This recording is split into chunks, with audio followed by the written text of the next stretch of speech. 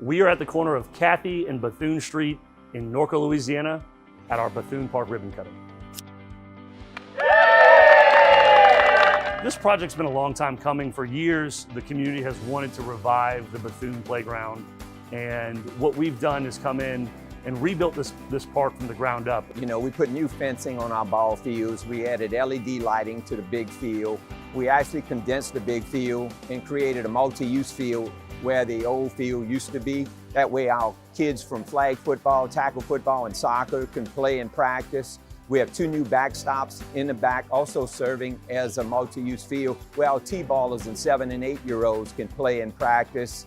We also added a pavilion that's situated right between our covered basketball court that's actually amazing, and then our new playground that I know people, once they see it, are going to be really impressed. And we added some swings and some seating around the playground. So it really came out really nice. We're so thankful to the community members and Shell for being a part of this wonderful project.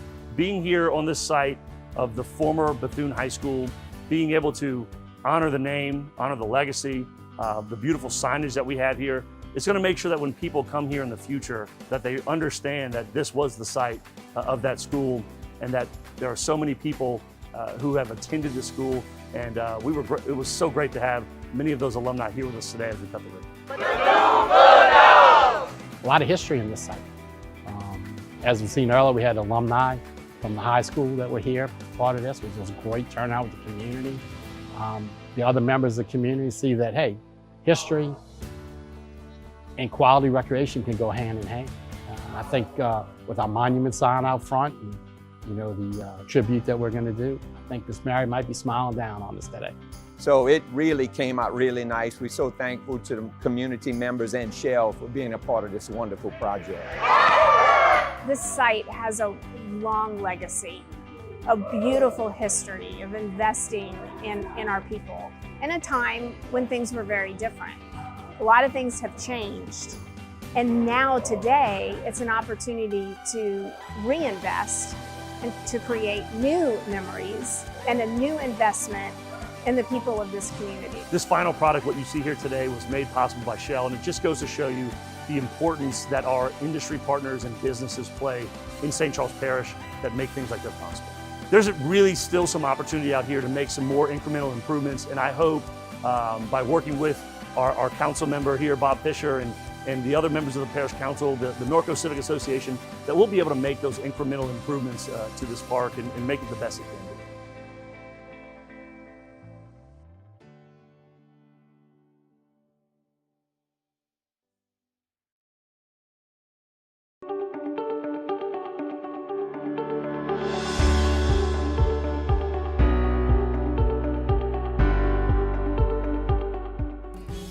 Today we are on CC Road in Muntz, celebrating the groundbreaking of not 1, but 2 pump stations that are going to deliver permanent pumping capacity for our residents. This is a huge project, $33 million investment into permanent pumping capacity in Muntz, going to bring real drainage relief to these residents and families that are living here. With the addition of the infrastructure going in to provide storm surge flood protection between the Corps' West Shore Hurricane Protection Levee and these 2 projects, well over $100 million of infrastructure. But we know that with that comes changes to how water will flow and how water will get out. We knew that we had to do something to make sure that we could always pump out our watersheds here in Muntz, and that's what these 2 pump stations are going to do. It's a great day for the residents of Muntz and the residents of St. Charles.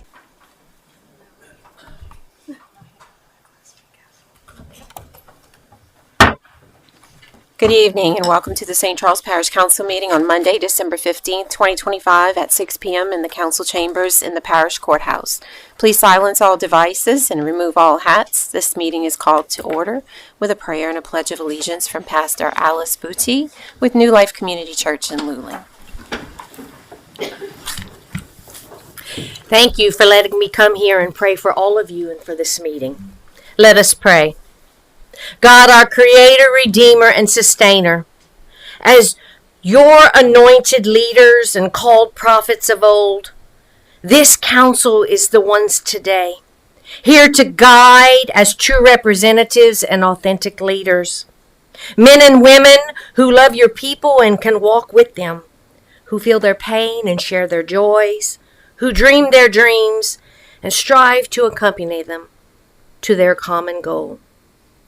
In your fire with your spirit, fill their hearts and minds with your will and purposes for our world. Embolden and commission them to transform the structures and the systems to serve your people. May the business conducted tonight bring real glory to your name through Jesus Christ our Lord. And all of God's children say, Amen. Amen. Now please join us in pledge. I pledge of allegiance to the flag of the United States of America and to the republic for which it stands, one nation, under God, indivisible, with liberty and justice for all. Thank you. Thank you, Pastor Booty. Approval of the minutes. A motion and a second are needed to approve the minutes from the regular meeting of December 1st, 2025. I have a motion by Councilwoman Skiba, a second by Councilwoman O'Daniels. Please cast your votes.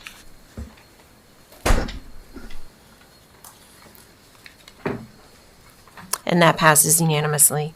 Special business, proclamations, canvass returns, etc.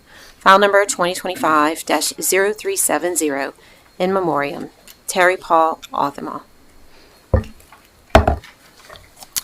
The Parish of St. Charles, in memoriam. Whereas on October 13, 2025, Almighty God, in His infinite wisdom, saw fit to call from amongst us one of His most worthy servants, Terry Paul Othema. And whereas Terry Othema was born to parents Adam Othema Jr. and Dora Pierce and was a resident of St. Charles Parish, he was dedicated to his family, his wife of 50 years, the late Josephine Josie Othema, devoted father of Ashley Othema Joyce, and proud grandfather of 5 grandchildren and 6 great-grandchildren. And whereas Terry Othema graduated from River Oaks Academy and received electrician and instrumentation training in Baton Rouge and Laplace, he retired from Monsanto Chemical at 33 years of service. He was a veteran of the United States Navy and was an avid hunter, fisherman, and outdoorsman. And whereas Terry Othema had an extensive record as an elected official representing St. Charles Parish, he was first elected to the Parish Council in 1995 as the District 4 councilman and was re-elected for a second term in 1999. In 2007, he was elected as Councilman at Large, Division B. He served as Council Vice Chairman in 2008 and Council Chairman in 2009. And whereas Terry Othema loved meeting people and had an engaging spirit, was constantly thinking of others before himself, he was all about making memories with his family and grandchildren. And whereas on behalf of all citizens of St. Charles Parish, the Parish Council, and the Parish President, we proudly posthumously honor Terry Paul Othema for his exceptional service to our parish and his legacy as a devoted and loving family man. Now, therefore, be it resolved, we, the members of the St. Charles Parish Council and the Parish President, duly assembled on this 15th day of December 2025, do hereby express our sincere sympathy to the family of Terry Paul Othema, June 10th, 1952, to October 13th, 2025. Be it further resolved that a page in the official minute book of the St. Charles Parish Council be set aside to record this memoriam, and when this meeting is adjourned, it shall be done in memory of Terry Paul Othema. May he rest in peace. And we have his daughter, Miss Ashley Joyce, and family here to accept.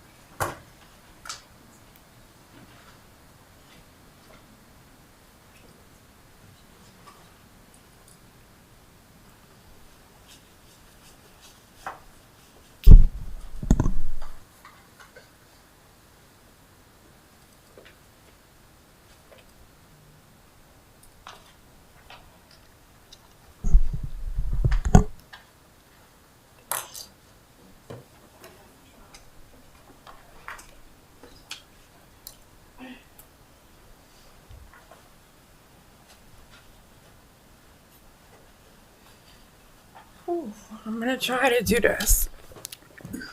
My dad loved this parish. He loved the people. He loved the community. He loved coming here every Monday night, serving people, talking to people, getting to know them. I want to thank the people that supported him. And I even want to thank the people that didn't in the last election, because it gave us a lot of time with him that we wouldn't have had. And I really appreciate that. My dad taught me a lot about integrity, about doing what was right, not worrying about who liked you and who didn't, but being able to lay your head at night on the pillow.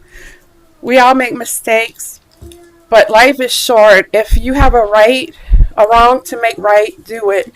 If you want to tell somebody you love them, don't wait, do it. My dad told me a few nights before he passed, he said, I hope you have good memories of me. I said, Dad, that's all I'm going to have is good memories. And he gave us a lot. But I want to thank everybody, the community. He really loved this parish and the people. And thank y'all so much for doing this. I really appreciate it. Thank y'all.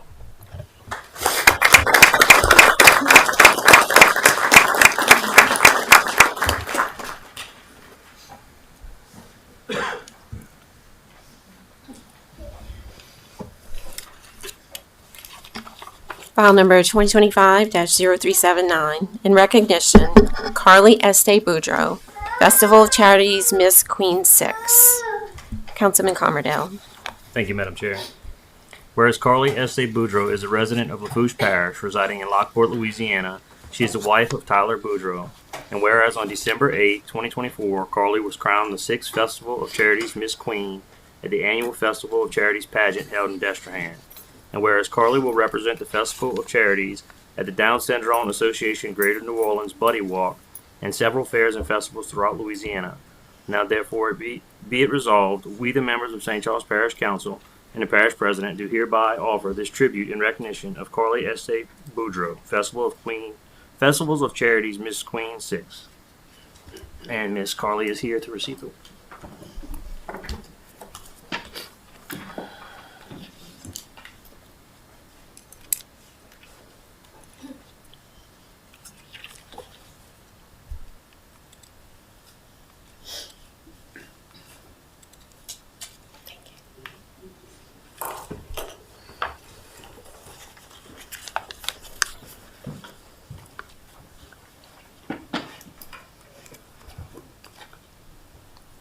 We would like to thank everyone for taking their time out of this meeting to recognize myself and my Festival of Charities sister queens.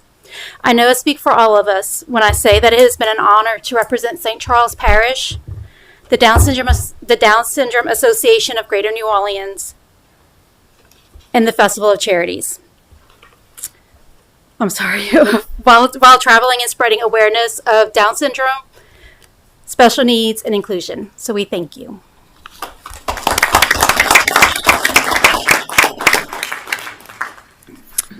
File number 2025-0380, in recognition, Zoe Jolie Labatt, Festival of Charities Miss Queen 17.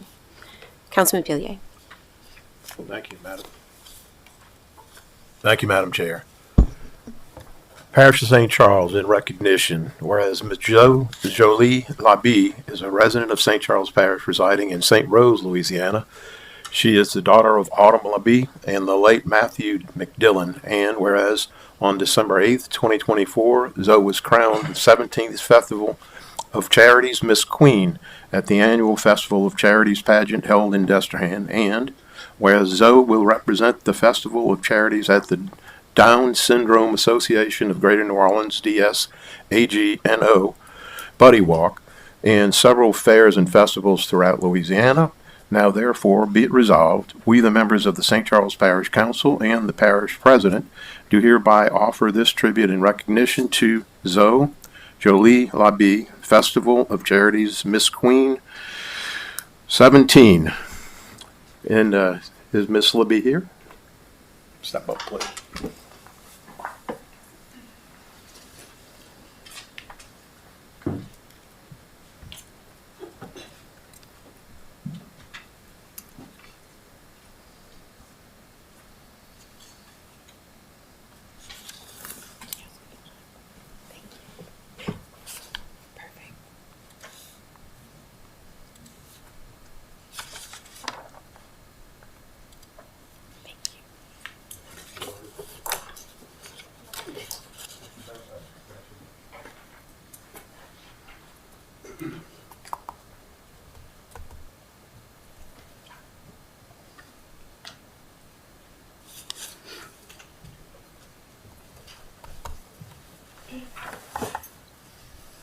File number 2025-0381 in recognition, Maya Lachey August, Festival of Charities Queen, Teen Queen, 17. Councilman Mobley. Thank you, Madam Chair. The Parish of, Parish of St. Charles, December 15th, 2025, in recognition, whereas Maya Lachey August is a resident of St. Mary Parish, residing in Morgan City, Louisiana. She is the daughter of Melanie and Ronald August, and whereas on December 8th, 2024, Maya was crowned the 17th Festival of Charities Teen Queen at the annual Festival of Charities pageant held in Destrehan, and whereas Maya will represent the Festival of Charities at the Down Syndrome Association of Greater New Orleans Buddy Walk and several fairs and festivals throughout Louisiana.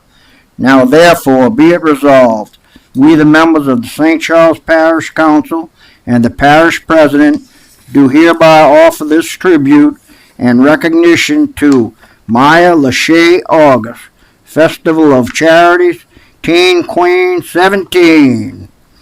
Maya is here to receive this, I believe.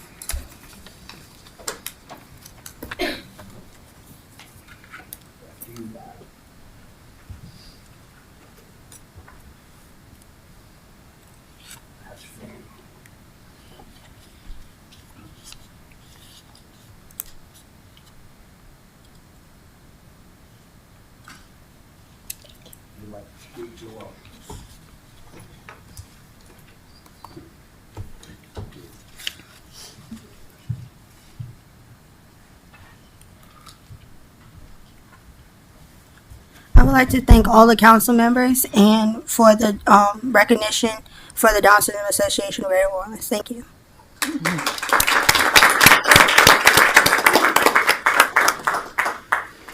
File number 2025-0382 in recognition, Alicia Lacey Marie Cazelot, Festival of Charities Butterfly Queen, Councilwoman O'Daniels. In recognition, whereas Alicia Lacey Marie Cazelot is a resident of St. Charles Parish residing in Destrehan, Louisiana. She is the daughter of Dwayne and Al Cazelot. And whereas on December 8, 2024, Lacey was crowned the Festival of Charities Butterfly Queen at the annual Festival of Charities pageant held in Destrehan. And whereas Lacey will represent the Festival of Charities at the Down Syndrome Association of Greater New Orleans, DCA-GNO Buddy Walk, and several fairs and festivals throughout Louisiana. Now therefore be it resolved, we the members of St. Charles Parish Council and the Parish President do hereby offer this tribute and recognition to Alicia Lacey Marie Cazelot, Festival of Charities Butterfly Queen. And we have Miss Nancy Wan here to accept on behalf of Miss Lacey.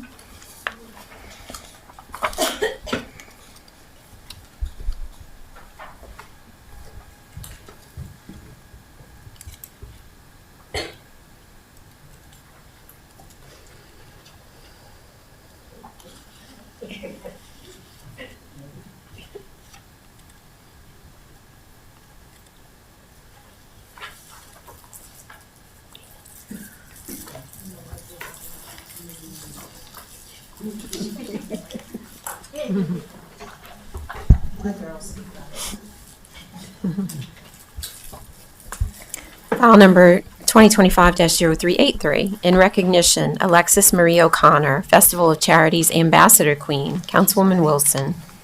Thank you, Madam Chair. Whereas Alexis Marie O'Connor is a resident of St. James Parish, residing in Vacherie, Louisiana. She is the daughter of Allison and Sean O'Connor. Whereas on December 8, 2024, Alexis was crowned the Festival of Charities Ambassador Queen at the annual Festival of Charities pageant held in Destrehan. And whereas Alexis will represent the Festival of Charities at the Down Syndrome Association of Greater New Orleans, DSAGNO Buddy Walk, in several fairs and festivals throughout Louisiana. Now therefore be it resolved, we the members of the St. Charles Parish Council and the Parish President do hereby offer this tribute in recognition to Alexis Marie O'Connor, Festival of Charities Ambassador Queen.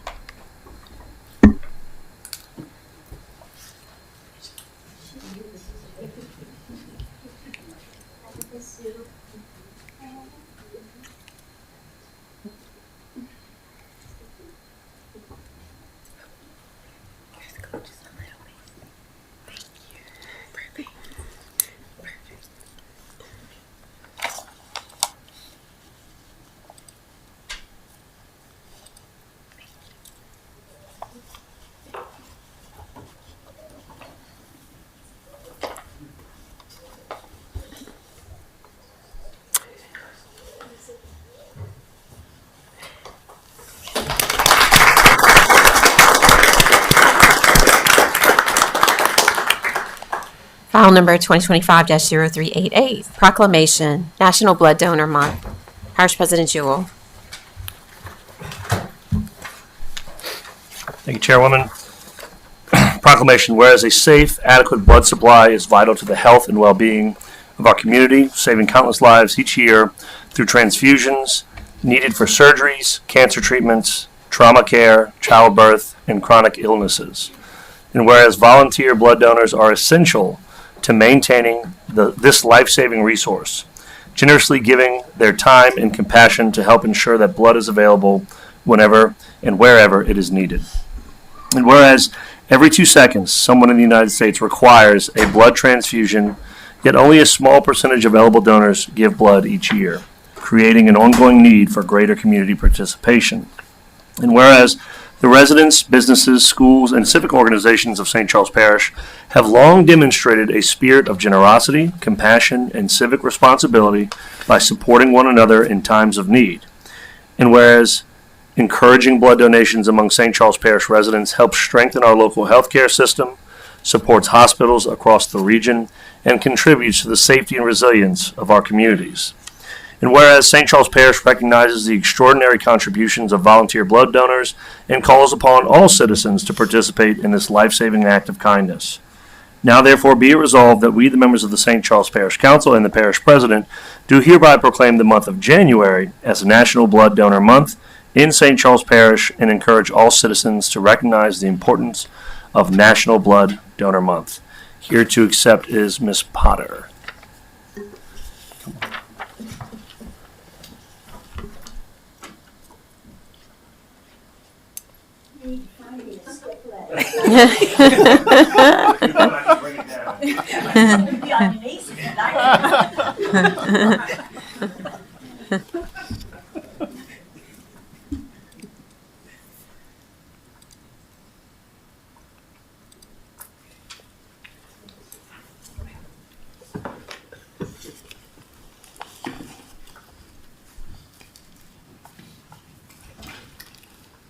I have been with the Blood Center for 40 years.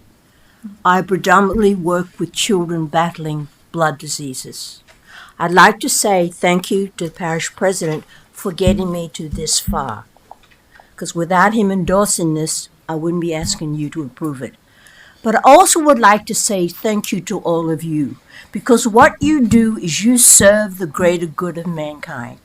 This proclamation is another extension of that mission, serving the greater good of mankind. Let me make something clear. The American Red Cross does not collect blood in Louisiana. Years ago, every hospital collected their own blood. It became very inefficient because if you had a trauma at a hospital nearby and the other hospital close to you couldn't give you blood, what would you do? As a regional blood center, we're nonprofit. We make sure that the hospitals are supplied with blood 365 days a year. We can't do it without volunteer blood donors. And let's face it, they don't want to come see me because I got to give them a little split second of pain, so that's not an easy feat. But as a regional blood center, we're only as good as the people on the front end for the people on the back end. We all know that in 16 days, they're going to start refreshing your memory about the French Quarter attack. Most people are going to need blood when they least expect it. There are two things I want to tell you. 57 lives were impacted on that day because people in this community gave blood. You have to have an advanced blood supply all the time. EMS and Acadian Ambulance must have blood because sometimes the difference between a pickup and a delivery to the hospital is that transfusion in an ambulance. What do you need mostly? Platelets. If you did biology, that is the glue in your blood. It only has a shelf life of 5 days. So what I want to say to you, I do not want this proclamation that I hope you will approve just become a piece of paper. We need to put teeth in it. How are we going to put teeth in it? I'm going to reach out to all of you to ask you if you would sponsor a blood drive in January as part of your belief in what you're doing. One of the things that I get to do, unfortunately, is go to Baton Rouge to fight silly stuff. But one thing I am going to come to do in the March session is Louisiana is unique in that if you look on the back of your driver's license, there are 2 spots on it. 1, to check off a living will. 2, to check off a blood type. Now, if you have the red heart on the front of your driver's license, that means you have been asked and you have committed to be an organ donor. But did you know that you have to have the same blood type as that person needing the organ? As a first responder, wouldn't it make sense that your blood type's on the back of your driver's license? Wouldn't you want to have it for you? Unless you give blood, most people will say, okay, I'm going to give it when they need it, but what's your mother's blood type? What's your kids' blood types? So that's why it's important to give blood so you know that simple fact. But I want to just say once again, thank you for even considering this proclamation. It was started back in 1969 by President Nixon, and it became official in 1970, and it kind of like went away, but because of the French Quarter attack, we want to get this reinvigorated and every year come back to you and get this thing reapproved. And each of you have a little 2-page release, because I know you're not going to remember everything I say, but if you're a blood donor, please come see me soon. Thank you.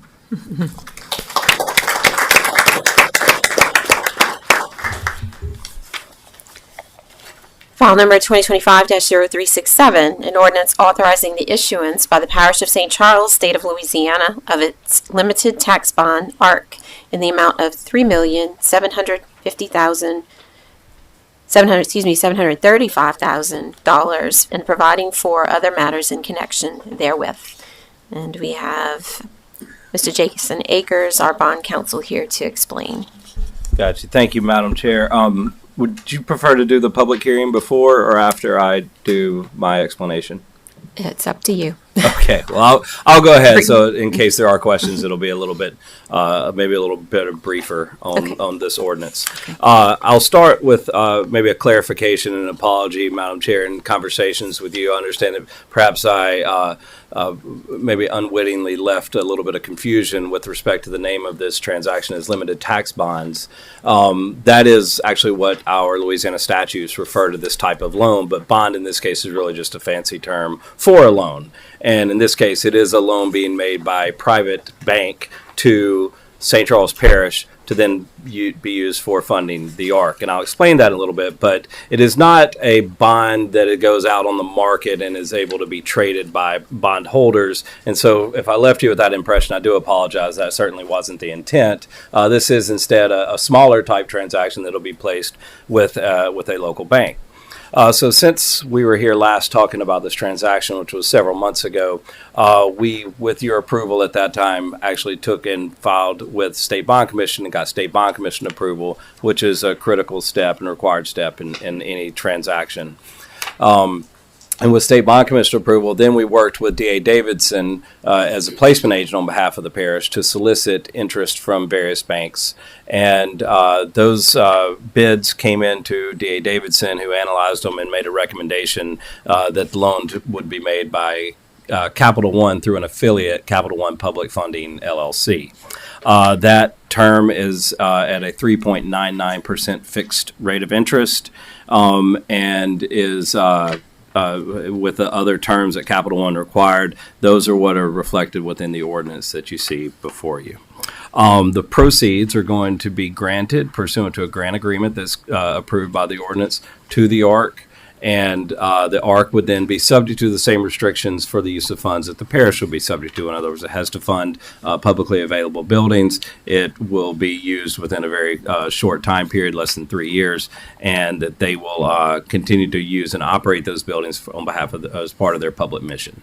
And finally, just to be ultimately clear about this, these bonds are being paid solely out of the tax that was approved by the voters 2 years ago to fund the ARC. There are no other funds of the parish that are being used for the payment of this debt. It is only payable out of the proceeds of that tax. That tax actually goes into effect from the tax bills that everybody will get here in the next couple of weeks, or may already be out.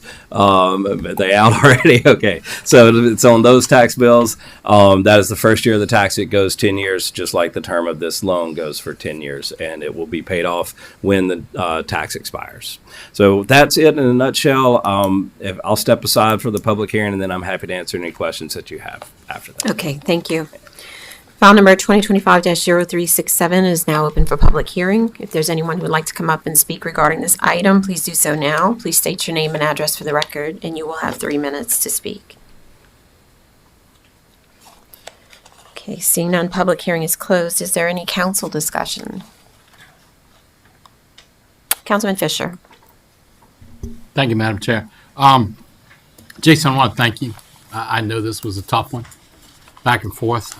Grant, kudos to your department, because I know you had to rewrite it 3 or 4 times.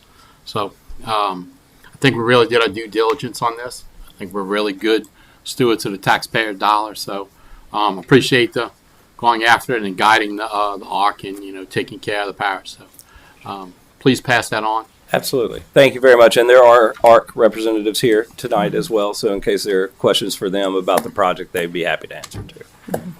Thank you. I'd also like to thank you and Grant. We worked through this one, had some, phone conversations, and we appreciate your guidance, and also D.A. Davidson's work that they did on this to try and get the best offer for the ARC. So I think in the end, it all ended well. So, and we thank you as well. Yeah. All right. Any other council discussion? Okay. Seeing none, please cast your votes for file number 2025-0367.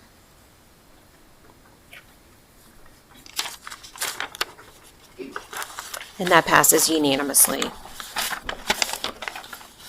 File number 2025-0387, a resolution approving the holding of an election by the Hospital Service District Number 1 of the Parish of St. Charles, State of Louisiana, on Saturday, May 16, 2026, to authorize the renewal of a special tax therein.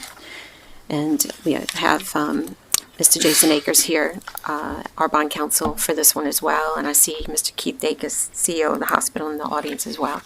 Yes. You beat me to it. I was gonna point him out to you as well. So welcome to come up if you want to say a few words too. This resolution is your approval for the Hospital Service District to call an election to be held on May 16th to renew an existing ad valorem tax they have that is levied for the construction, operation, and maintaining of hospital facilities within the parish, and also for the providing of ambulance services on both the east and west banks of the parish. This, as I mentioned, is a tax that has been in effect for a number of years. This renewal is at a lower rate than it was previously renewed, and is also at a lower rate than is currently being levied. So they're put into the voters at a lower rate than what they have the authority to go back to do and call it a renewal. The election on May 16th is a general state election. That is the first congressional party primary. So it should be a high turnout election.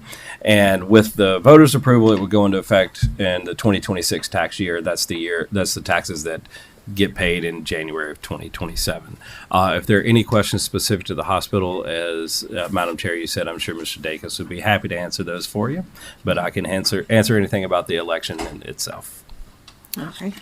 File number 2025-0387 is now open for public comment. If there's anyone who would like to come up and speak regarding this item, please do so now. Please state your name and address for the record, and you'll have 3 minutes to speak.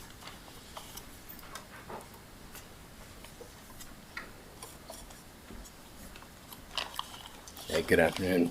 Keith Dacus, CEO of St. Charles Parish Hospital. Thank you for letting me be here tonight. Just a couple things I just wanted to call attention to. As Mr. Akers said, we are reducing the millage on this one as well to 2.13, which is total overall a reduction of a 0.35 since the millage started. This millage is a vital funding source for the hospital for construction, operating, and maintaining the hospital facilities. So I just ask you all for your support in holding the election for this one. And if any questions, I'd be happy to answer those. Thank you. Thank you. All right. Is there anyone else who would like to come up and speak regarding this item? Please do so now. Okay, seeing none, public comment is closed. Any council discussion? All right, council members, I appreciate your support on this one as well. Our hospital is doing very well, and I attribute that to the partnership between Ochsner and the board and our parish here. And we'd like to keep things going. So this as Mr. Dacus said, this election is to reauthorize the ad valorem tax, the millage, and its critical millage. So appreciate your support. Please cast your votes for file number 2025-0387.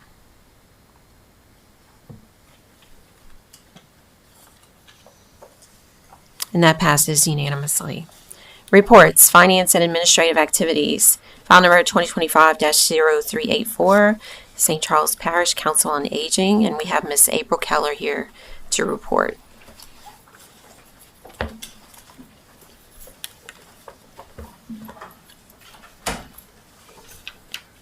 Good evening, President Jewell and council members. The St. Charles Council on Aging is proud to share the impact we've made during fiscal year 2025. Here's what we accomplished. Served over 11,000 hot, nutritious meals Monday through Friday at Luling and New Sarpy activity centers. Distributed over 600 educational resources to help seniors protect themselves and their property. Hosted over 100 Walk with Ease classes twice a week at Luling and New Sarpy centers to support senior physical and mental well-being. Delivered over 97,000 meals to homebound seniors, ensuring they had healthy food every weekday. Provided almost 9,000 hours of light housekeeping through the medical team. Offered over 2,000 hours of respite care to 20 caregivers through the medical team, giving them much needed breaks while ensuring their loved ones received quality care. Shared over 900 informational updates to keep seniors informed about services they may qualify for. Assisted Second Harvest with distributing over 600 commodity boxes. Through Acadian On Call, provided 6 clients with a free medical alert system and helped 36 clients access discounted units. Provided over 6,000 hours of personal care through the medical team. Organized 9,000 individual and group activities to keep seniors engaged and connected. Provided over 16,000 curb-to-curb rides for shopping, errands, medical appointments, and activities across 7 parishes: St. Charles, St. John, St. James, Lafourche, Terrebonne, Jefferson, and Orleans parishes. Through Power to Care, assisted 66 seniors and disabled residents of St. Charles Parish with light bills. To learn more or to donate, visit energy.com.care. COA received over $4.6 million from property taxes, federal, state, and other public support. We invested $2.7 million in services and operations to improve the lives of seniors in our community. We are currently seeking a finance manager. Applications can be submitted online at our COA website or in person at our Judge Edward location. Thank you for your continued support. We welcome your questions and feedback, and have a great evening. Don't forget, tomorrow we have our Christmas event. Y'all come visit. Just wear your pajamas. Thank you. Thank you. Councilwoman O'Daniels. Thank you, Madam Chair. Ms. Keller, I wanted to say thank you for working with us, at the last senior luncheon, and I had the ability, the great pleasure of meeting your new activities director, Miss Victoria, who brings a ton of energy, and I'm excited to see how that works out with the senior center. But I could already tell you that the seniors are very excited to interact with y'all, and it was amazing to see how many relationships have already developed in such a short time. So thank you so much. You're welcome, and think I'm gonna have trouble keeping up with her. All right, Councilwoman Wilson. Yes, thank you, Madam Chair. Ditto to what O'Daniels has stated as well, and also to your managers, Ms. Lumore and Ms. Mott, on what they're doing as well, because I've seen the change from when you were at Hornville compared to Luling. Is so many activities that they're doing on both sides. So kudos to you and to your staff. Thank you. Mm-hmm. All right, thank you, Ms. Keller. Thank you. Y'all have a great evening. You too. File number 2025-0385, Department of Finance, and we have the auditor with CRI, Ms. Amy Fairburn, here to report. Good evening. I'm going to present a high-level summary of this year's audit. We completed the audit by September 30th. There was an extension, that was an extension deadline, but the extension was approved and it was completed by that deadline.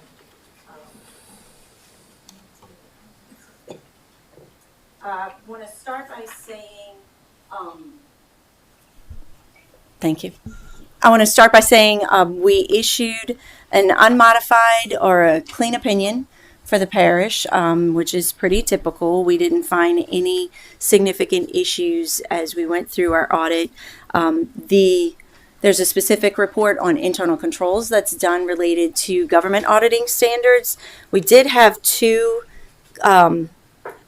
fairly minor compliance deficiencies in that report. One had to do with budgets. The Parish Transportation Special Revenue Fund had budgeted revenues that exceeded actual revenues by more than 5%, and 5% is set by the state for you to stay within budget of 5% or amend your budget. And the Recreation Maintenance and Operations Fund, the Flood Protection Fund, Parish Transportation Special Revenue Fund, and Workforce Investment Act, SDA 14 Special Revenue Fund, had actual expenses that exceeded budgeted expenses by more than 5%. We also had one other compliance finding related to, it's a late filing finding technically. The report is due by June 30th. If it's not filed by June 30th, even if you have an extension, unless it's related to a natural disaster or some sort of emergency declaration extension, then we're still required to issue a late filing finding. But the report also indicates that there was an extension and that the report was submitted within that extension period. We also perform, as part of the audit, a specific compliance audit related to the federal programs. It's required if you get over a certain amount of federal funding. It specifically looks at compliance with federal funding. And that report had no control or compliance findings. The grants department and the finance department actually work really well together to make sure that all the grants are in compliance and spent timely and appropriately. We did not issue a management letter this year. The two major programs that we specifically focused on this year for that single audit that I just mentioned was the FEMA program and coronavirus state and local fiscal recovery program. Pointing out, we usually do every year, the parish has received the GFOA Certificate of Excellence, Certificate of Achievement for Excellence in Financial Reporting for 28 consecutive years now. So that's definitely something that not a lot of governments in the state can boast on. And the 24, that went through 23, so this 24 report was also submitted. Now into the summary. The first one is the government-wide. I was going to say, do I need to move it or is somebody else moving? I was helping you. Okay. I can move it. I forgot about that. The first one is the government-wide, looking at the governmental net position. If you look at 23 versus 24, your net position, which is kind of where the parish lands each year, it's split into three areas: net investments in capital assets, and then restricted net position and unrestricted net position. The net investments in capital assets had quite a big jump from 23 to 24, really just related to obviously lots of Ida, lots of hurricane projects going on. So there was additional capital outlay related to roads and drainage, various hurricane projects, offset by any debt related to those that may be related to those projects and capital outlay. The restricted actually went down about 27 million, again related to lots of projects around the parish: roads, various Hurricane Ida projects, drainage, bond payments, things like that, all required and had specific funding restricted for it, and it was used appropriately. So you saw those restrictions go down, and there weren't as many new restricted funds that came in. And then lastly, the unrestricted went up just a bit, about 5 million, which is really just a kind of a factor of general operations of the parish, nothing real specific there. Moving to the proprietary funds, so just as a bit of a reminder, the proprietary funds are your waterworks funds, your solid waste fund, the wastewater fund. Again, the net investment in capital assets went up $10.7 million. Lots of projects going on in the parish, water loan projects, things like that, offset by payments to the debt on those projects. And really no changes in restricted or unrestricted, a little bit of restricted funds used and a little bit added, and unrestricted, again, just factor of operations. It was fairly equal in the current year. Looking at specifically the general fund balance, it went up slightly, about 2.3 million. It's really just an increase in revenue from hazard and FEMA funds, offset with a decrease in expenses related to a little bit less capital outlay overall and things like that, but not really a major significant change there in the general fund balance. The special revenue fund balance, you can also see there the different special revenue funds: road and drainage, mosquito control, government buildings, parish transportation, various funds. There are special revenue funds.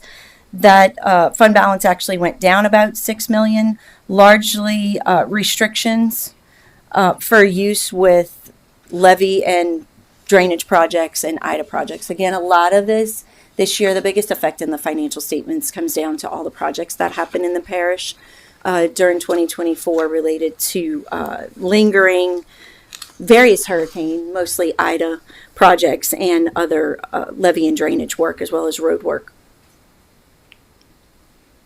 Looking specifically at revenues of the government funds, not too many significant changes here. The general fund went up about 4 million, largely ad valorem revenues increased a bit, and hazard and FEMA revenues as well, and a slight decrease in the Ida revenues. The road and drainage decreased about a little over 8 million. using those funds for bulkhead work, ad valorem, slight ad valorem adjustment there, funding for different projects. Again, the Lakewood Drive project, HUD projects, IDA projects, Destrehan Pump Station, lots and lots of work that you guys have going on in the parish.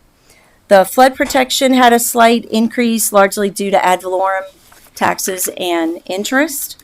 The recreation maintenance and operations also had an increase in revenues, again ad valorem, and some corporate grants and gifts and donations actually with the recreation department there. And then non-major funds, which is a little bit of everything, it's basically everything else, had some a little bit of a decrease, just funding for slightly less funding for some FEMA projects. WIA projects, court fines had a little bit of a decrease there as well. Expenditures, fairly similar. General fund decreased just a bit, a little bit less capital outlay, offset by some increases in transfers to recreation for them to do some of these projects, and some health and welfare. Road and drainage increased quite a bit, $15.5 million. There were some increases in salaries and benefits. Largely, that road and drainage was capital outlay. Over $9 million in capital outlay with road and drainage. The flood protection, very small adjustment there, an increase in expenditures related to capital outlay. The recreation maintenance and operations also was largely related to capital outlay. And the non-major was really just the bond series coming into that program fund. Then we look at specifically capital outlay. Obviously, it went up, hopefully, because it's all I'm talking about here tonight. You get lots and lots of capital outlay, road and drainage, and different things with recreation and throughout the parish.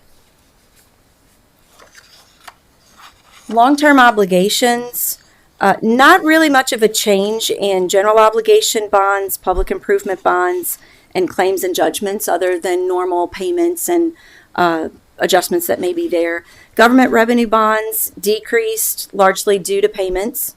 Then the business type activities also decreased due to payments. The pension liability and the net post-employment obligation, those are factors of actuarial calculations each year, so they do sometimes tend to fluctuate wildly. And we just use the actuaries' information, and the adjustments get made based on that. And there's a requirement, maturity schedule there as well, just to give you an idea of the requirements over the next 5 years that are going to be due on the long-term bonds throughout the parish. And then sales and property tax trends. Sales taxes stayed fairly stable this year overall for the parish, but the property taxes did go up a bit to by about $6 million. So not much of an increase in the sales tax this year, but a good increase in the property taxes. And that's pretty much it. It was a fairly standard year, like I said, with lots of projects. That's where a lot of the funding went. So I do want to thank Grant and the finance department. They're always extremely helpful. Like I said, they work very well with the grants department, which is really important to make sure you stay in compliance with your federal awards, to make sure you continue to get federal awards. Any questions? Councilman Fisher. Thank you, Madam Chair. Amy, the required to maintain minimum unassigned fund balance of 5%. Is that a state requirement? No, that's no, set. Because we have our ordinance with the 7 million, so the 7 million balance. I was just wondering where that 5%. What is that mandated by? Yeah. It's in the budget. It's part of, generally you're sitting at the 7, well above the 7 million, right. Well above the requirement. But yeah, it was all set by local ordinances and set by the budget. Yeah. And then you talked about the sales and property trends. Would that be because the fact that 24 was a reassessment year? Would that have driven that property taxes up? It's possible. It's possible. I think that's generally what we've seen. I mean, certainly when there's reassessments, you see whether those assessments go up or down, you see the property taxes do the same thing. Okay. Thank you. Appreciate it. Sure. Amy, I'd like to thank you and CRI for the assistance that you gave the parish with filing the audit this year. And I understand that y'all have been contracted to handle the audits in future years. I think this is one more, yes. I think we Just have- one more yes, year? Yes, 25, yeah. And then it'll To renew. bid, yes. Gotcha. Yeah. Okay. Thank you Which very is pretty much. standard. Okay. Appreciate it. Yes, yeah. Thank you. If any other questions come up, you can always get them to Grant and he will make sure to get them to me. Thank you. File number 2025-0386, Parish President Remarks Report. Parish President Jewell. Thank you, Chairwoman. We're going to start off really quickly with the Ormond Jack and Bore groundbreaking. Last week we broke ground on the $10+ million Ormond Jack and Bore project. These improvements will increase the number of culverts that pass under the railroad tracks and open drainage pathways to allow more water to flow efficiently to our pump stations and thus reducing the risk of flooding in the Ormond area, particularly south of the CN railroad tracks. There are still a couple of underground utility conflicts that have to be resolved, but pipe is on order, and we should hear very soon on whether the proposed plan change within the project is approved by the railroad. All signs point to that's going to be a yes, because they seem to not have an issue when we informally submitted the plan to them.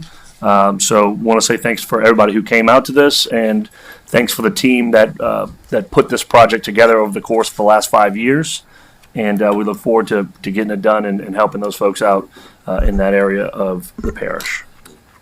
The Norco Christmas Parade was on December 7th, and our Public Works team worked before and after to prepare the route, fill potholes, ensure that barricades were in place, and then clean up like nothing ever happened.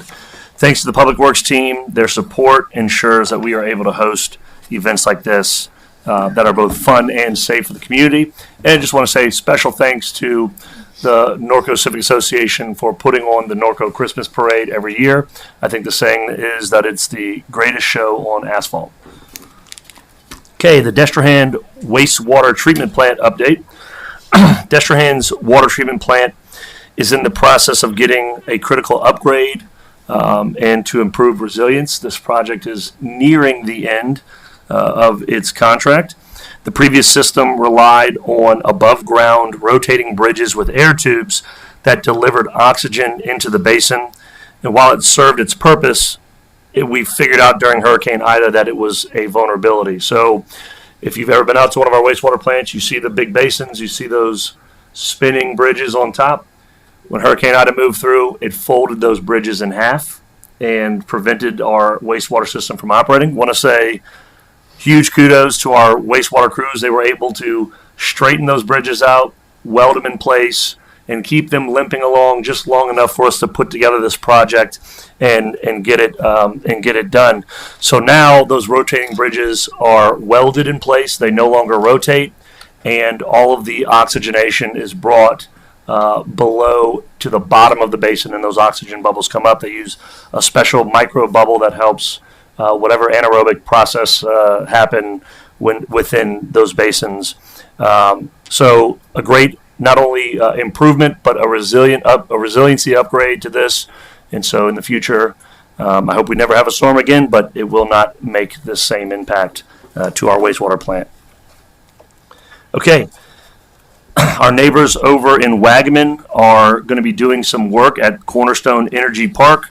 They recently began work on a $500 million dimethyl carbonate, ethyl methyl carbonate manufacturing facility, which requires brief periodic closures and detours of Highway 18, which is River Road.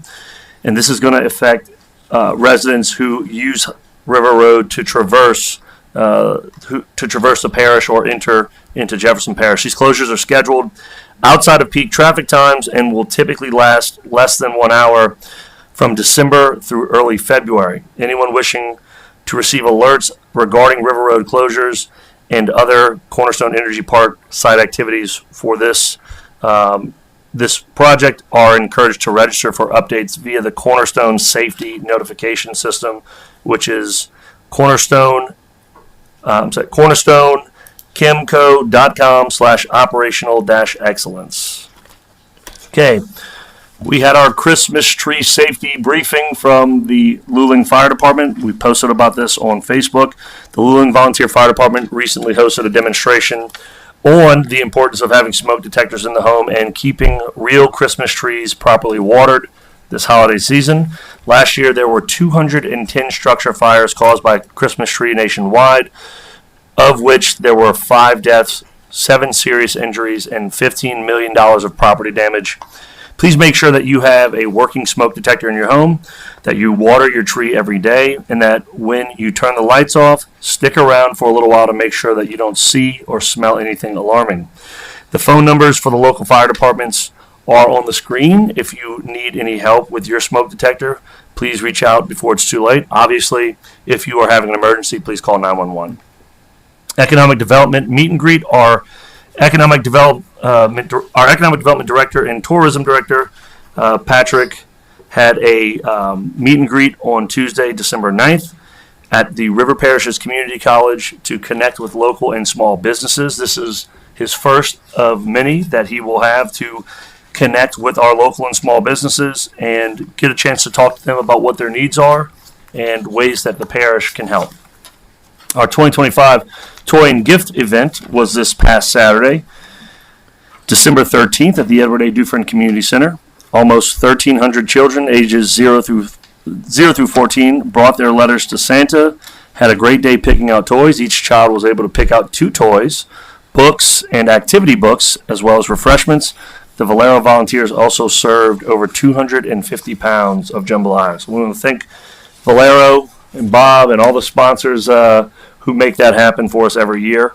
I know a lot of other parishes reach out to us and say, how are we able to do that? And we partner with them to provide the space, and we let the private industry take over the rest, and they help get it done.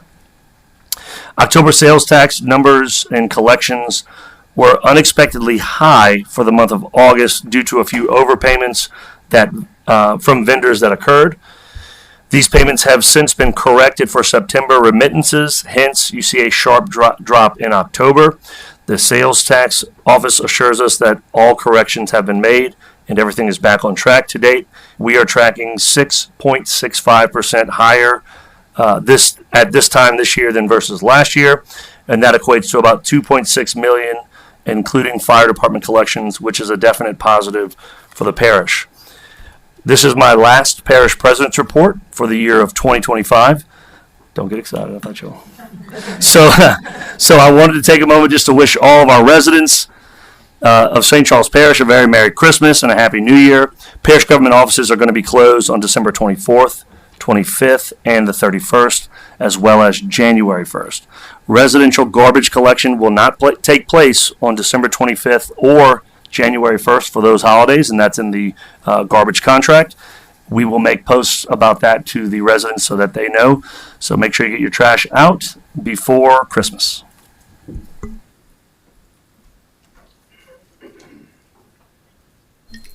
Ordinances, resolutions introduced for publication, public hearing on Monday, January 12th, 2026 at 6 p.m. in the council chambers in the courthouse in Hornville.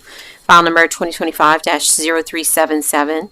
File number 2025-0391, 2025-0392, 2025-0393, 2025-0394, 2025-0395, 2025-0396, 2025-0398, 2025-0399, and 2025-0400.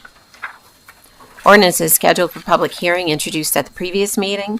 File number 2025-12 2025-0356, an ordinance approving and authorizing the execution of change order number 1 for the Edward A. Dufresne Community Center chiller replacement upgrade, project number GB 240701, to decrease the contract amount by $30,990.93. Mr. Dewey.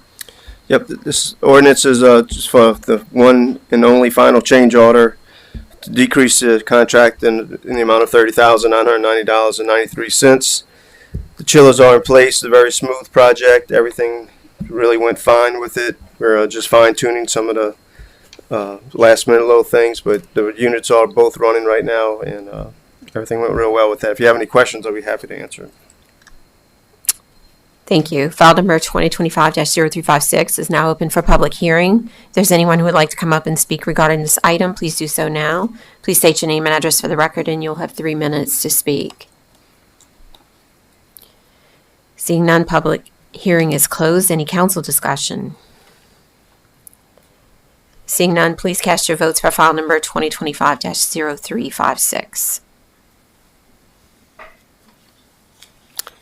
And that passes unanimously. File number 2025-0363, an ordinance to amend the 2025 Consolidated Operating and Capital Budget to adjust the beginning fund balances to actuals and to adjust the revenues and expenditures in various funds. Mr. Dewson. Thank you, Madam Chairman. This is our final budget amendment of the year for 2025, so this will officially close out our 2025 budget. And we have a requirement from the state budget act to come within plus or minus 5%. So, Councilman Fisher, when you were having that question during the audit, this is what it referred to. So, we do our best as an estimate to come within plus or minus 5%, and hopefully nothing kicks out like Amy mentioned earlier. But it does happen sometimes. We'll get bills in March, April, and May for stuff that happened in November, and we'll have to adjust. But this is our best guess at that. So, this will officially close out 2025. File number 2025-0363 is now open for public hearing. If there's anyone who would like to come up and speak regarding this item, please do so now. Please state your name and address for the record, and you'll have 3 minutes to speak. Seeing none, public hearing is closed. Any council discussion? Please cast your votes for file number 2025-0363.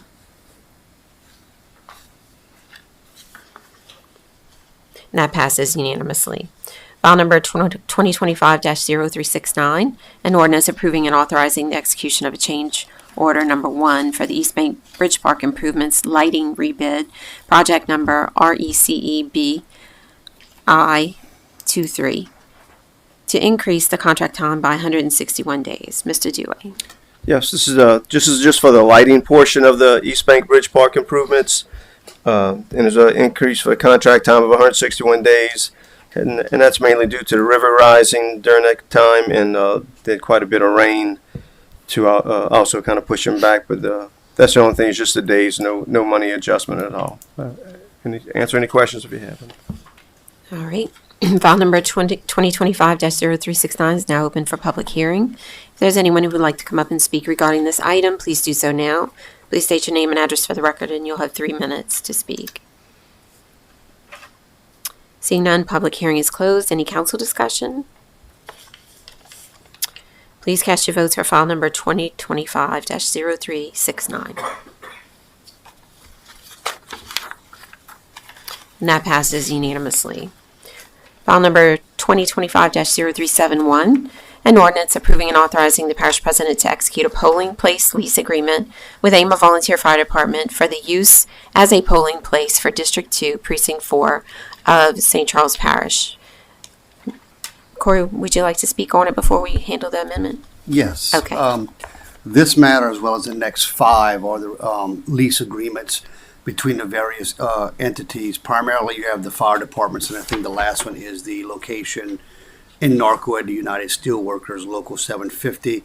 The contract, the lease agreement, is basically set out by the Secretary of State. It is for a 3-year term with an automatic 1-year term. Our leases are currently expiring. You'll see in each one there a set rate of $150 as indicated in there. So we ask for your support in getting these done. I believe the one amendment is going to come on the first matter, the AIMA Volunteer Fire Department, which is now also part of the Luling aspect of it. So we've had to amend that just to make sure it's clear that the proper entity was entering into that lease for that location. The locations have not changed. Okay, thank you. The administration has requested an amendment to several sections of the ordinance and lease agreement, revising AMA Volunteer Fire Department to Luling Volunteer Fire Department. The amendments to be made are in the summary, the first whereas, the second whereas, and section 1, replacing AMA with Luling, and in the lease agreement on the first page in 2 locations, and the third page on the signature line, again replacing AMA with Luling. I need a motion and a second for to amend the ordinance and the lease agreement. I have motion by Councilman Commerdale, second by Councilwoman Skiba. Again, the amendments are to be made to the ordinance in the summary, first whereas, second whereas, in section 1, replacing AMA with Luling, and also the lease agreement on the first page in 2 locations, and third page on the signature line, replacing AMA with Luling. That's next. Oh, before? Yeah. Hold that thought. We're going to do our public hearing. File number 2025-0371 is now open for public hearing. If there's anyone who would like to come up and speak regarding this item, please do so now. Please state your name and address for the record, and you have 3 minutes to speak. All right, seeing none, public hearing is closed. Is there any council discussion on this amendment? Okay, again, we have the motion by Councilman Commerdale, second by Councilwoman Skiba. Please cast your votes to amend file number 2025-0371. And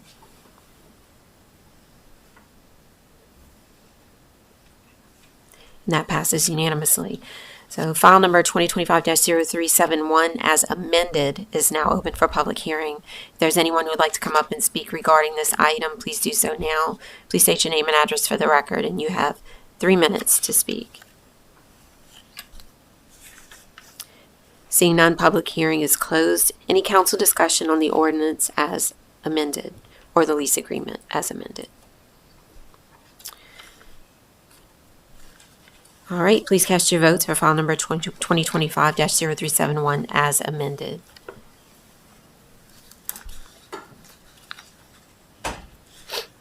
And that passes unanimously.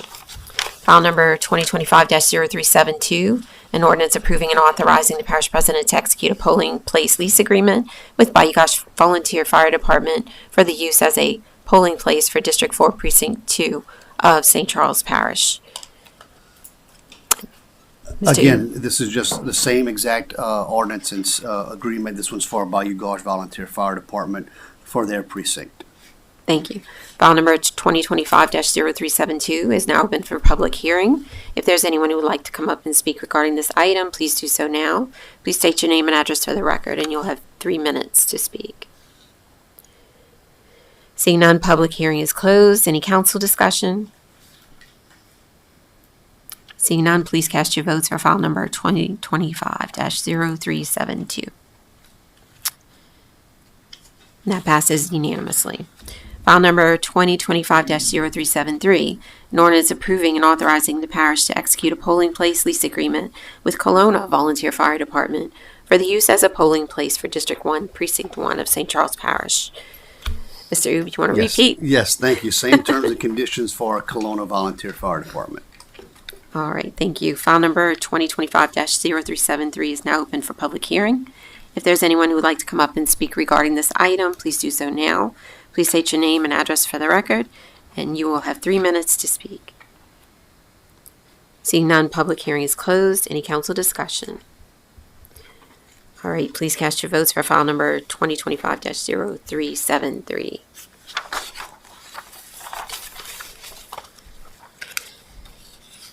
And that passes unanimously. File number 2025-0374, an ordinance approving and authorizing the parish president to execute a polling place lease agreement with the Luling Volunteer Fire Department for use as a polling place of Luling Central Fire Station, 1603 Paul Mallard Road, Luling, Louisiana, for District 1, Precinct 5 of St. Charles Parish. File number 2025. Same thing. Same thing except for Luling. Thank you, Mr. Rube. File number 2025-0374 is now open for public hearing. If there's anyone who would like to come up and speak regarding this item, please do so now. Please state your name and address for the record, and you'll have 3 minutes to speak. Seeing none, public hearing is closed. Any council discussion? Please cast your votes for file number 2025-0374.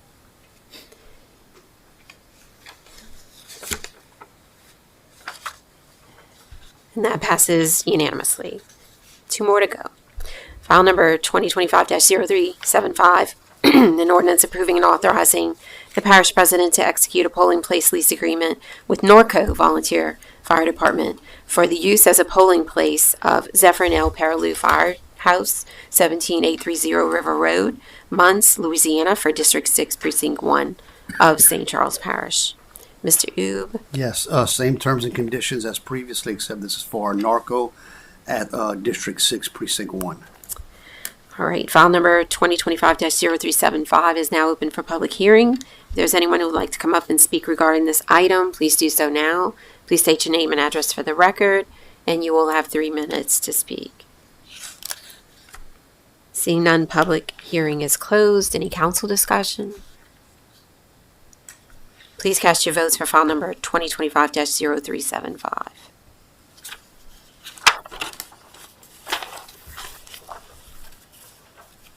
And that passes unanimously. File number 2025-0376, an ordinance approving and authorizing the parish president to execute a polling place lease agreement with United Steelworkers Local 750 for the use as a polling place of 601 Good Hope Street in Norco, Louisiana, for District 6, Precinct 4 of St. Charles Parish. Mr. Oob.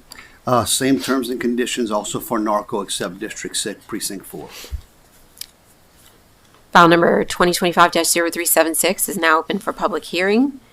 If there's anyone who would like to come up and speak regarding this item, please do so now. Please state your name and address for the record, and you have 3 minutes to speak. Seeing none, public hearing is closed. Any council discussion? Please cast your votes for file number 2025-0376.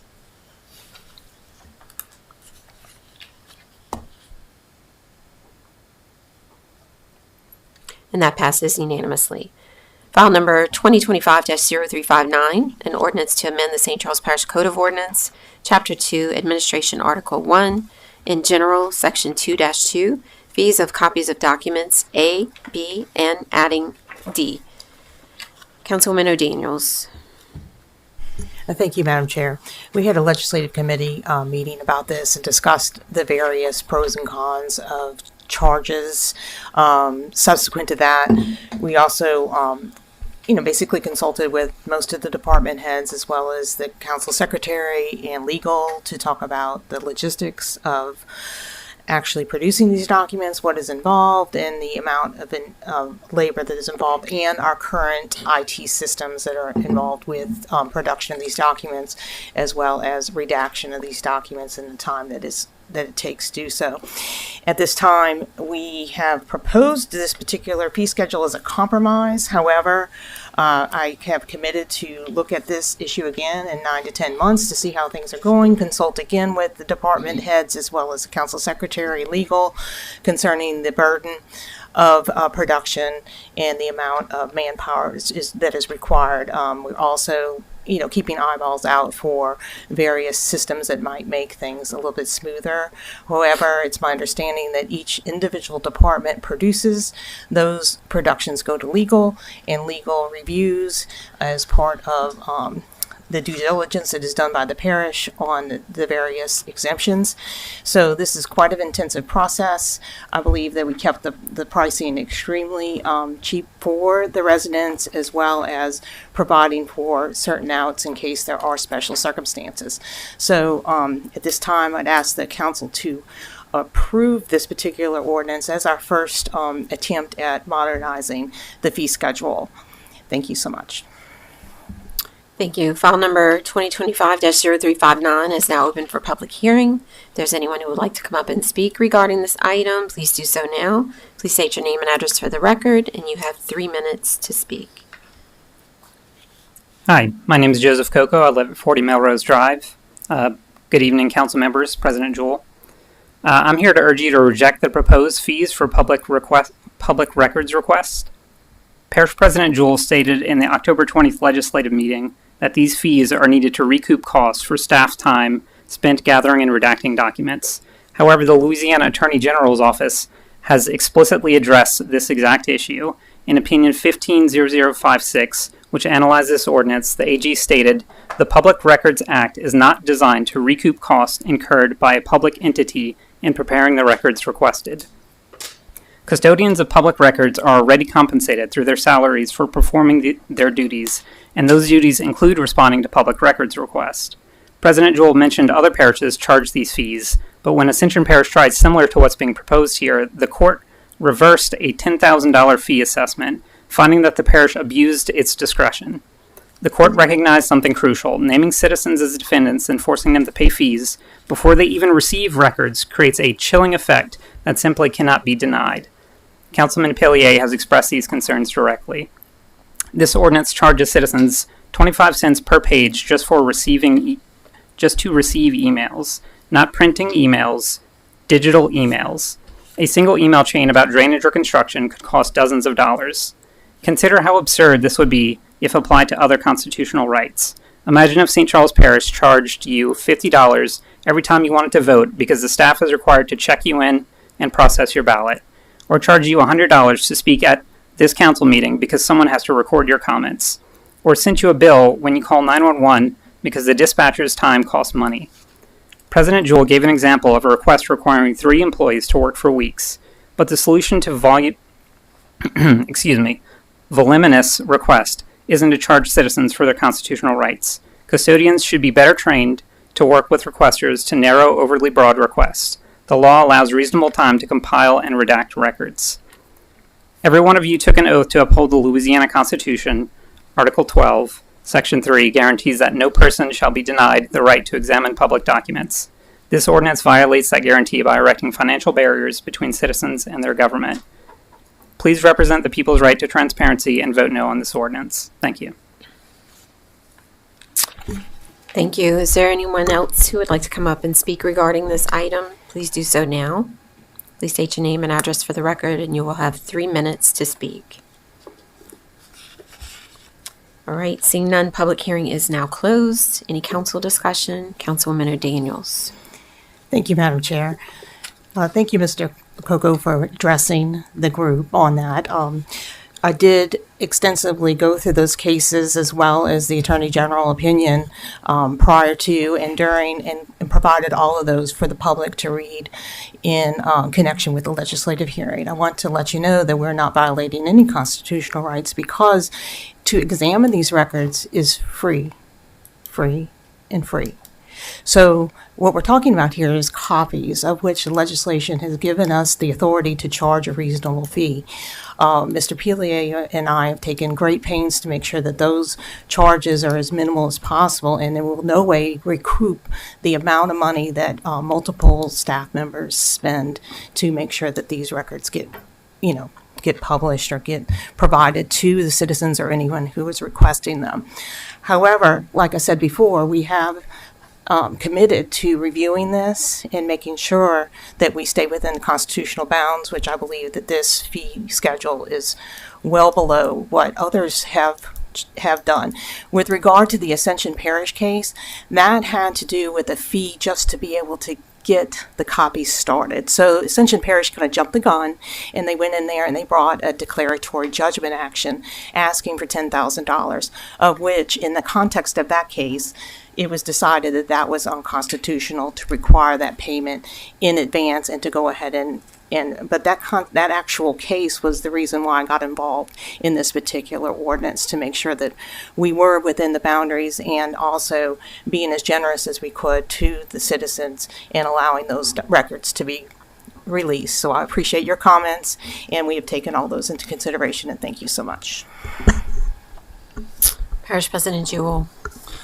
Thank you, Mr. Coco. I would say you once again unfortunately misrepresent me in my comments. You know, we proposed 50 cents a copy for my ordinance. If I was looking to recoup the time of my staff, I would have presented their hourly salaries and their hourly wages as my fee schedule, but that's not what we're looking to do, is it? So what I would say is we took our ordinance that we presented originally and went to a legislative committee, and that was based off the fee schedule of many other parishes around this state. East Baton Rouge, I think, recently just agreed to do $1 per page. 50 cents was just about the average of everybody else, and Ms. O'Daniels and Mr. Pillier and others looked at it and decided to go lower to 25 cents a page. We think that's reasonable, and we look forward to this motion passing. Any other council discussion? All right, please cast your votes for file number 2025-0359.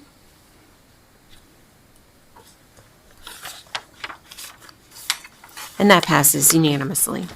Resolutions. File number 2025-0378, a resolution approving and authorizing the execution of an entity-state agreement between the Louisiana Department of Transportation and Development, DOTD, and St. Charles Parish for the LA 52 Phase 2 US 90 to Blueberry Hill State Project Number H.013495, Federal Aid Project Number H.013495. Ms. Shessel. Yes, good evening. So St. Charles Parish has continued working with the Louisiana Department of Transportation and Development and the New Orleans Regional Planning Commission to further the roadway improvements along LA 52. This agreement is for the funding of the next phase that extends from Blueberry Hill south to Highway 90, which is currently under design. Thank you. Thank you. File number 2025-0378 is now open for public comment. If there's anyone who would like to come up and speak regarding this item, please do so now. Please state your name and address for the record, and you'll have 3 minutes to speak. Seeing none, public comment is closed. Any council discussion? All right, please cast your votes for file number 2025-0378.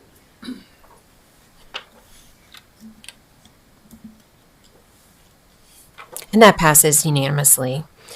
File number 2025-0390, a resolution opting out of state-level regulation of solar farms under Act 279 of the 2025 regular session of the Louisiana Legislature. Act 279 of the 2025 regular session of the Louisiana Legislature, which is codified under LARS Section 30, RS 30, Section 1142 through 1145, provides for state-level permitting and siting requirements for certain large-scale solar power generation facilities with a footprint of 75 acres or more. It allows any parish with an adopted solar ordinance to opt out of the siting requirements only by resolution submitted to the state. In 2023, the last parish council adopted ordinance 23-3-1 to amend the zoning ordinance of 1981 as amended to add provisions governing solar power generation facilities. We felt the interests of the parish are better served by retaining local control over the siting requirements for these projects and amending the solar provisions of our zoning ordinance to strengthen them further when necessary. Council members O'Daniels and Pillier, would you like to add any comments? Councilwoman O'Daniels. Thank you, Madam Chair.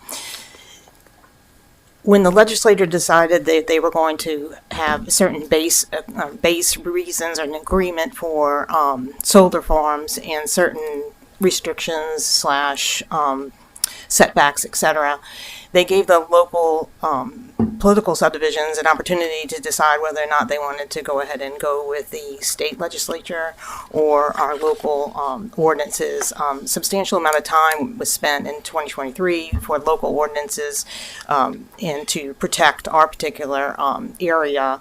And I believe it's important for us to keep the local control over solar farms and gather additional information from other parishes that have had those projects go through and further strengthen our more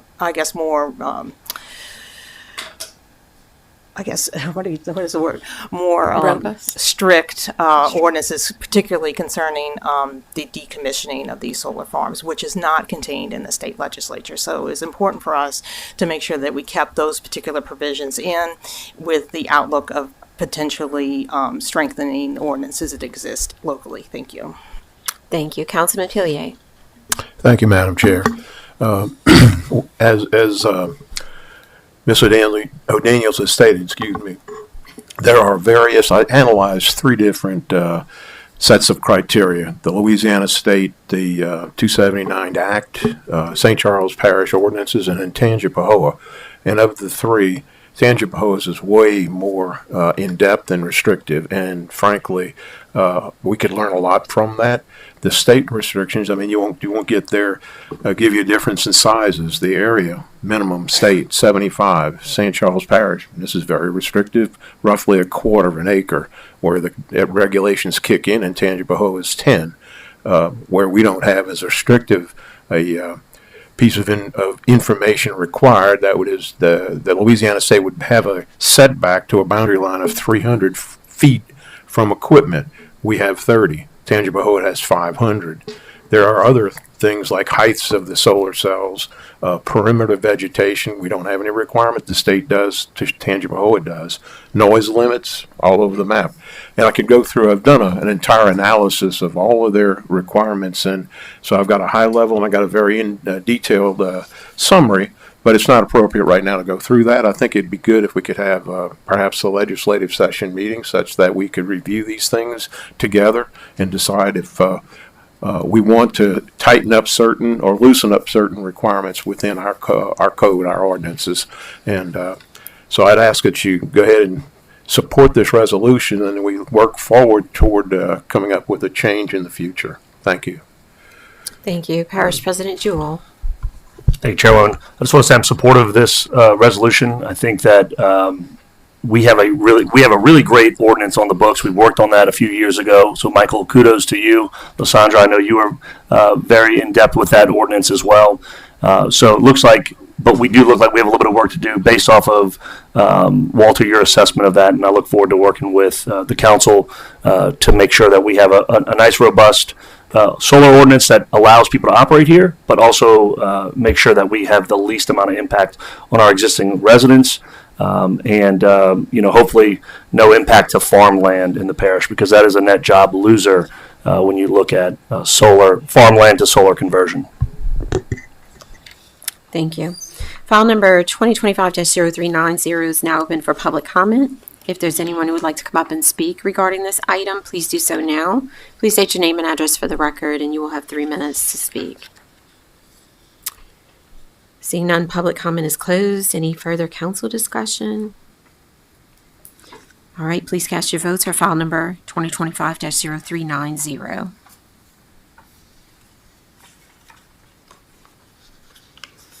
And that passes unanimously. File number 2025-0389, a resolution endorsing a waiver from Appendix C, Subdivision Regulations of 1981, Section 3, Geometric Standards, C, Lots, 1 size, B, width, as requested by John Winters. Mr. Albert. Thank you, Madam Chair. This request is a reorganization of 4 lots into 4 lots. Lot 40A is restricted by a 2-foot spite strip, preventing it from achieving full required frontage of 60 feet. Absent this intrusion, the lot would be compliant. The applicant requests a waiver to allow Lot 40A to be created below the standard. The department recommended approval. The commission approved the subdivision as proposed with the waiver. Thank you. Thank you. File number 2025-0389 is now open for public comment. If there's anyone who would like to come up and speak regarding this item, please do so now. Please state your name and address for the record, and you have 3 minutes to speak. Seeing none, public comment is closed. Any council discussion? All right, please cast your votes for file number 2025-0389. And that passes unanimously. Appointments. File number 2025-0329, a resolution appointing a member to the St. Charles Parish Board of Adjustment as the District 2 representative. Council Chairman will accept nomination to the St. Charles Parish Board of Adjustment from the District 2 council member to fill the vacancy created by the expiration of the term of Ms. Vicki Carter, 4-year term to begin December 7th, 2025 and expire December 7th, 2029. Deferred from December 1st, 2025 Parish Council meeting. Councilwoman Skiba, do you have a nomination? No, thank you, Madam Chair. I wish to defer this one more time. All right. Councilwoman Skiba is requested to defer to the next meeting, so we'll move on. File number 2025-0352. Council ex officio appointment to the St. Charles Parish Housing Authority. Council will confirm nomination to the St. Charles Parish Housing Authority to fill the vacancy created by the expiration of the term of Councilwoman Michelle DeBrouillet. Council ex officio appointment. It's a one-year term to begin January 9th, 2026 and expire January 9th, 2027. The nominee is Councilwoman Michelle DeBrouillet. Please cast your vote to confirm the appointment of Ms. Michelle DeBrouillet to the St. Charles Parish Housing Authority.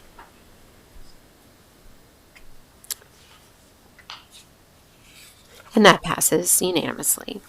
File number 2025-0360, a resolution appointing to the South Central Louisiana Human Services Authority Board. Council Chairman will accept nominations to the South Central Louisiana Human Services Authority Board to fill the vacancy created by the expiration of term of Ms. Barbara Fuselier. In accordance with the Louisiana Revised Statute 28, Section 913.4, the board shall be comprised of 9 members, 1 resident from the Parish of St. Charles to be appointed by the St. Charles Parish Council. It's a 3-year term to begin immediately and expire January 1st, 2029. I would like to nominate Ms. Barbara Fuselier to serve another term. And I need a second to the motion. All right. We have motion by Councilman Commerdale, second by Councilwoman Wilson. Please cast your votes to close the nominations.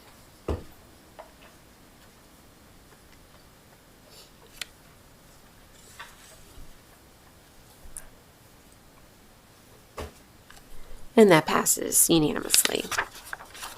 Meetings, announcements, notices, etc. Meetings. The Housing Authority will meet Tuesday, December 16th, 2025 at 6 p.m. in the Council Chambers. The Board of Adjustment, CBA, will meet Thursday, December 18th, 2025 at 6 p.m. in the Council Chambers. Hospital Service District Number 1 will meet Wednesday, January 7th, 2026 at 2 p.m. in the Council Chambers. Planning and Zoning Commission will meet Thursday, January 8th, 2026 at 6 p.m. in the Council Chambers. The Communications District 911 will meet Monday, January 12th, 2026 at 5 p.m. in the 911 Communication Center at 222 Joe Louis Lane in Hornville. The St. Charles Parish Council will meet again on Monday, January 12th, 2026 at 6 p.m. in the Council Chambers. Announcements. There will be a parish holiday Wednesday, December 24th, 2025 and Thursday, December 25th, 2025 for Christmas. There will be also parish holiday on Wednesday, December 31st, 2025 and Thursday, January 1st, 2026 for New Year's. Please note that there will be a 3-week lapse between council meetings. The next regular council meeting will be held Monday, January 12th, 2026. And this is my last council meeting as chair and Mr. Pilay's last council meeting as council vice chair. Adjournment. We need a motion and a second needed to adjourn. We have a motion by Councilwoman DeBrouillet, second by Councilman Fisher.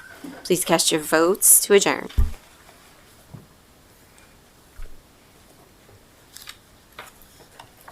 And that passes unanimously. On behalf of the Parish Council, we wish all of you a Merry Christmas and a Happy New Year. Have a great evening. We are officially adjourned. Good job, Holly. One more year. Merry Christmas.